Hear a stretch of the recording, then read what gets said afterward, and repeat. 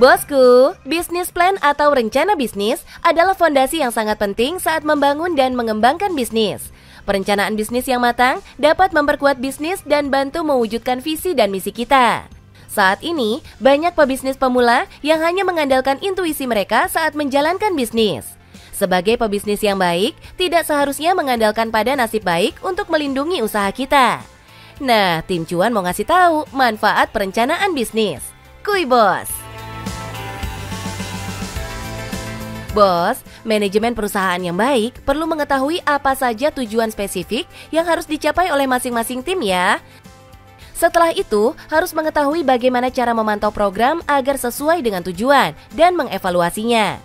Perencanaan bisnis yang matang memudahkan kita untuk mengatur, merencanakan, dan mengkomunikasikan prioritas bisnis dengan lebih baik kepada semua tim ya bos. Selanjutnya, setiap tujuan atau program yang sudah berjalan terkadang menghasilkan output yang kurang sesuai.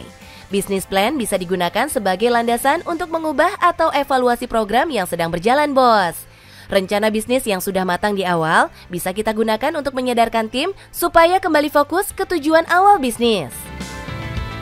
Terus, jika suatu saat kita melihat ada peluang menggiurkan di depan mata, bisnis plan bisa digunakan untuk membantu melihat apakah prospek dan rencana pertumbuhan sesuai dengan tujuan akhir yang ingin dicapai.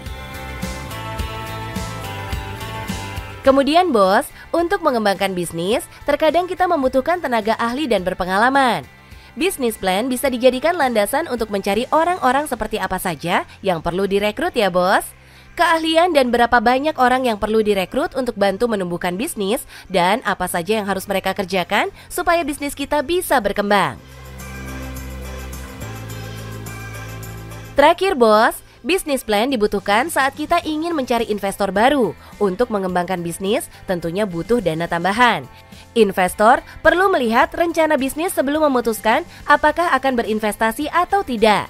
Usahakan rencana bisnis kita sejalan dengan tujuan akhir yang ingin dicapai investor. Rangkum semua poin penting dalam rencana bisnis supaya memudahkan investor memahami bisnis kita, bos. Jadi bos, perencanaan bisnis yang tepat bisa membantu usaha kita semakin besar dan berkembang ya bos.